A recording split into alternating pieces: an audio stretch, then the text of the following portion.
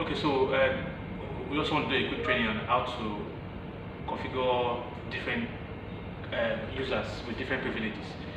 So once you do that, what you want to do that is you click on configuration, then you see all this, and you come here to the left. Don't forget that you can switch between user and advanced mode. So this is what you want to do. Click on user.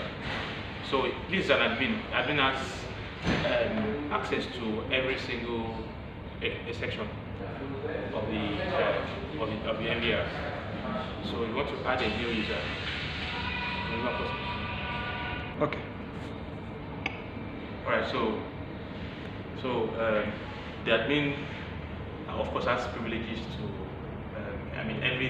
every corner of this software of the NVR. So you want to create a new user and then select different kinds of privileges for the new user. You click on this place and then you put in the admin password.